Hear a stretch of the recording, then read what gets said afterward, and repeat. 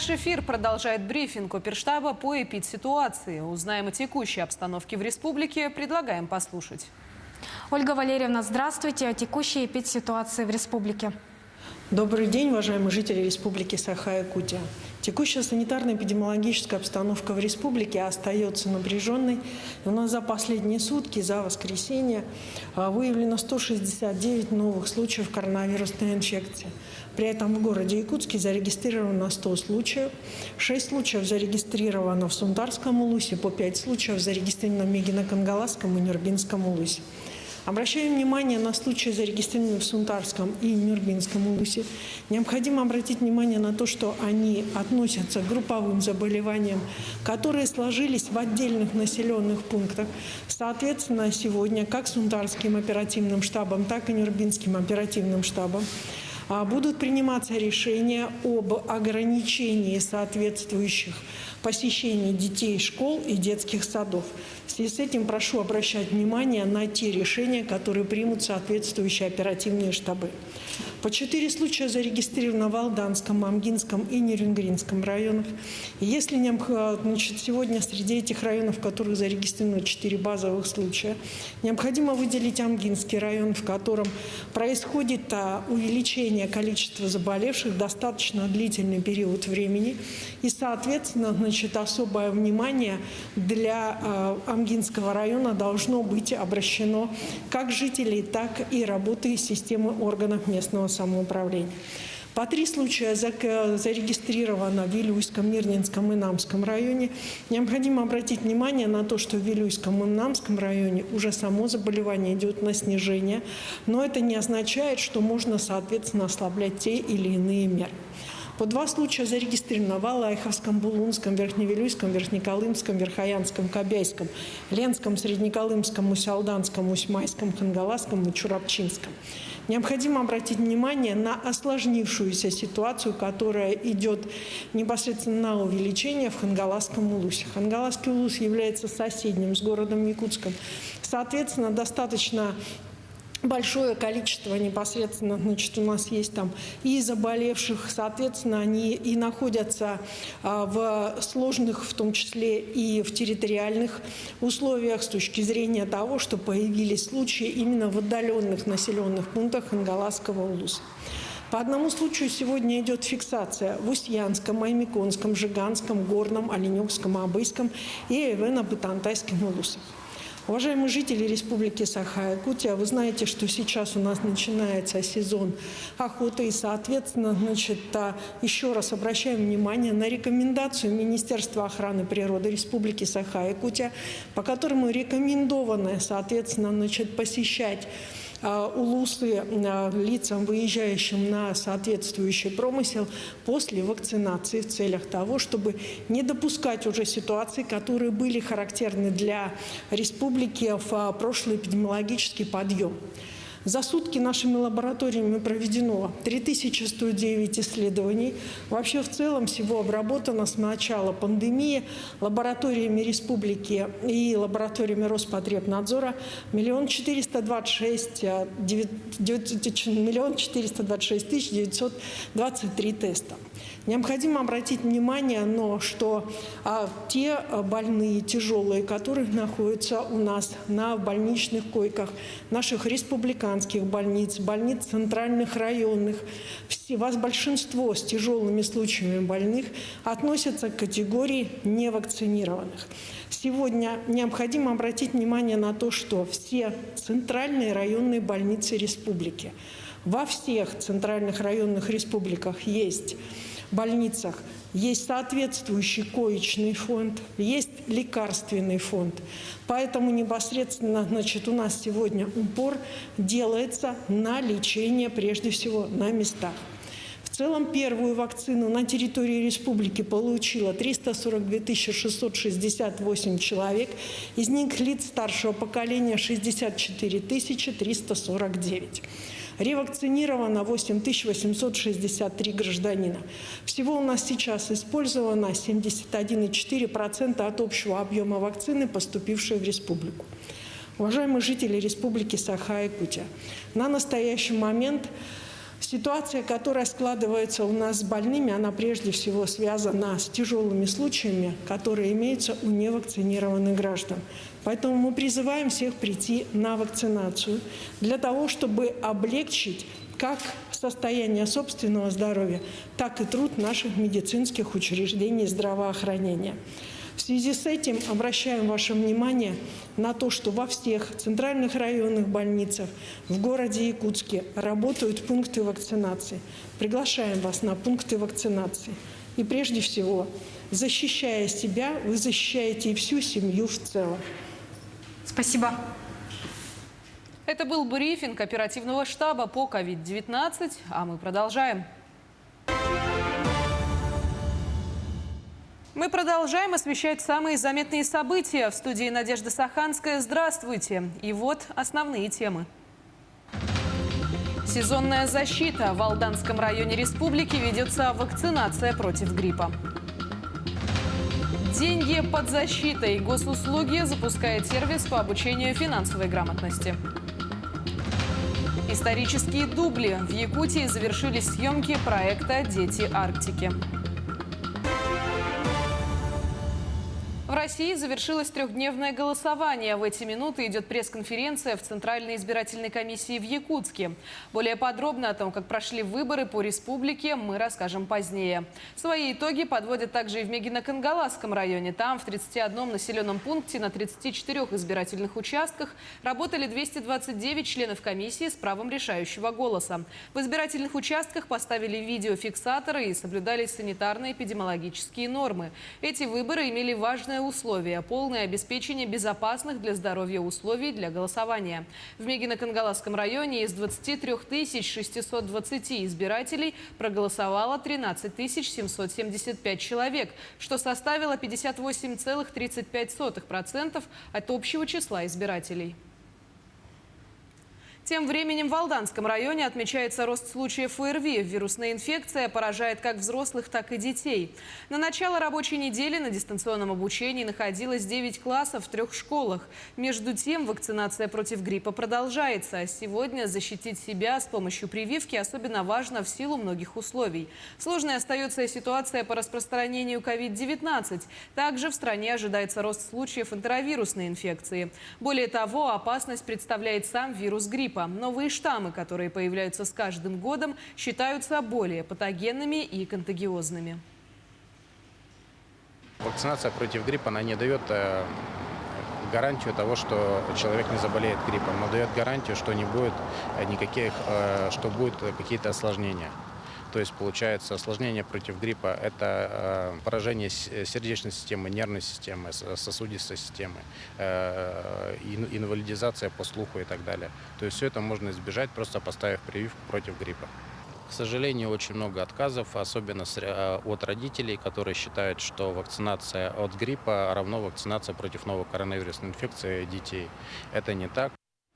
Портал Госуслуги опубликовал общие правила финансовой грамотности. Рекомендации размещены в разделе «Жизненные ситуации», «Правопорядок», «Финансовое мошенничество».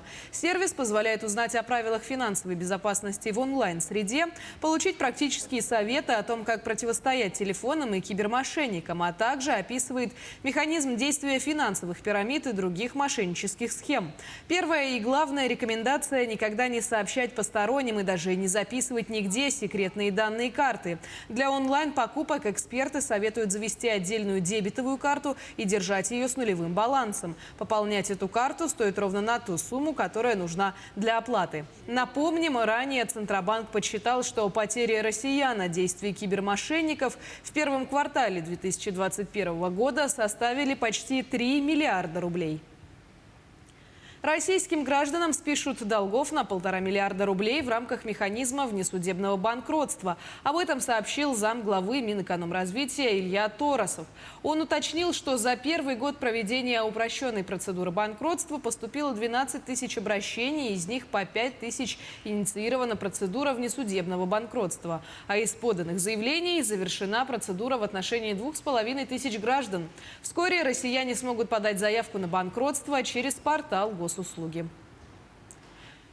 В Хангаласском районе 20 семей стали обладателями сертификата на приобретение или строительство собственного жилья. Такой сертификат покрывает минимум 30% стоимости жилья для бездетных пар и 35% для пар с детьми и одинокого родителя. Подробности в сюжете Виолетты Засимовой. В Хангаласском улусе практика выдачи жилищных сертификатов действует с 2007 года. С того времени свои жилищные условия улучшили 168 молодых семей. В этом году получателями стали 20 семей из 10 муниципальных образований улуса. Это у нас Синский наслег, Первый Мальжагарский наслег, Бестях, Максуголлох, Жевский наслег, Оптемский и Заречная группа наслегов. Это Жемконский первый, второй и Качкатский наслег. Обладателями сертификата могут быть молодая семья с детьми или без детей и одинокий родитель в возрасте до 35 лет. Им необходимо встать на учет в местной администрации как нуждающиеся в жилом помещении, а также иметь достаточный доход или денежные средства для приобретения или строительства жилья. Сертификаты финансируются из 3 бюджетов – федеральный, республиканский и муниципальный. Объем в этом году составил для 20 семей более 13 миллионов рублей. Из них более 5 миллионов рублей госбюджет и более 7 миллионов рублей муниципальный бюджет. Наслеги, да? Да. Как выяснилось, молодые семьи, получившие жилищный сертификат, предпочитают строительство частного дома, нежели чем покупку готового жилья. В том числе и семья Винокуровых из села Качкатцы. Они взяли ипотеку на строительство дома, а средства жилищного сертификата в сумме 430 тысяч рублей использовали как первоначальный взнос. Вот сейчас вот материалы пришли. В октябре должны уже моя очередь прийти, уже должны построить. Сначала фундамент, потом уже вот постройка дома уже. Площадь 64 квадратных метров, брус дом 18 на 18 брус. Одноэтажный? Одноэтажный. Благоустройство и так далее. Благоустройство, все есть, все будет, там душ, туалет, септик туда-сюда, все Газ будет. здесь есть? Газ нету, я буду строить, маленький котельный буду строить. По словам главного специалиста по молодежной политике улуса Василия Васильева, город Покровск, Заречная группа наслегов и наслеги долины Эркени ежегодно предусматривают средства в своем бюджете на софинансирование жилищных сертификатов. Поэтому в этих муниципальных образованиях больше всего получателей данной социальной выплаты. Виолетта Засимова, Федор Тарасов, Хангаласский улус. По оперативным данным авиалесоохраны на территории Якутии действует 18 природных пожаров. За сутки ликвидировано 8 на общей площади 10 863 гектара. Новых пожаров не зарегистрировано. На тушении задействовано 214 человек и 51 единица техники. Приближенных и угрожающих населенным пунктам пожаров нет. Продолжает действовать один локализованный природный пожар в 10-километровой зоне на территории Вилюйского района. Наиболее активная работа проводится в Усть-Майском районе, где, по данным якутской авиабазы, действует 5 очагов лесных пожаров. Для тушения привлечена группировка в составе 109 человек и 15 единиц техники. Абыйский район республики выполнил план по заготовке сена более чем на 100%. На втором месте находится Вилюйский район, где заготовлено 27 241 тонна или 100% от плана. На 97% план выполнен в Усть-Майском районе и Якутске. 5-е место занял Верхневилюйский район. Там заготовлено 23 006 тонн или 96% от плана. Теперь самозанятые с помощью микрозаймов могут расширить свой бизнес. Фонд развития предпринимательства начал выдавать займы от 30 тысяч до 1 миллиона рублей. При этом процентная ставка варьируется от 4 до 8%. На сегодняшний день уже одобрено 6 заявок на общую сумму в 2 миллиона рублей. Также на рассмотрении находится около 10 документов. Всего в этом году в фонд заложено 20 миллионов рублей, которые могут получить самозанятые в виде займа по льготной ставке. Срок рассмотрения заявки – 10 дней с момента ее регистрации. Отметим, сейчас в республике зарегистрировано 11 тысяч самозанятых. По суммам есть разбивка, то есть начинающий вновь зарегистрированный самозанятый может получить от 30 до 200 тысяч рублей. Более 3 месяцев после регистрации уже может претендовать от 200 до 500 тысяч рублей. От 500 до 1 миллиона могут претендовать самозанятые индивидуальные предприниматели. При подаче заявки самозанятый может выбрать процентную ставку. исходя из предоставленного обеспечения. Без обеспечения 8 годовых, с обеспечением в виде поручительства 6 годовых, с обеспечением в виде твердого залога, движимого, недвижимого, процентная ставка составляет 4%. Строительство новой железной дороги воплотил в жизнь 17-летний студент из Ленинградской области. Владислав Иванов с помощью друзей построил полноценную железную дорогу на даче. Для Владислава это первый подобный проект. На его создание у молодого человека и единомышленников ушел год и почти 400 тысяч рублей. 250 из них – это изготовление самого трамвая. Подробнее в сюжете Ульяны Шагиной. Трамвай номер 1 отправляется в путь. Недолгий, всего 120 метров. Но главное здесь не протяженность маршрута, а то, что сделан он своими руками. Трамвай работает на аккумуляторах, которых хватает на целый день. Автором чудо-техники стал Владислав Иванов. Студент решил не ждать окончания учебы, чтобы воплотить детскую мечту в реальность. Это точная копия в масштабе 1 к 2 трамвая немецкого 1911 года. У нас вот здесь находится аккумуляторный отсек, посередине находится электромотор. От него протянуты 2 цепи к 2 колесным парам. Собственно, по управлению все довольно-таки просто. Были заказаны детали, также по интернету собрана электрическая схема, все работает. Заряда аккумулятора хватает на целый день катания, ставим заряжаться просто на ночь. Рельсы из металлической трубы, шпалы – это покрашенные деревянные бруски. На дачной железной дороге есть стрелочный перевод и светофоры.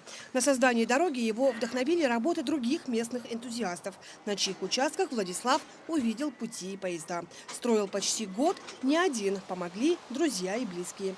Некая поддержка, вот, допустим, шпалы тоже помогали прокладывать.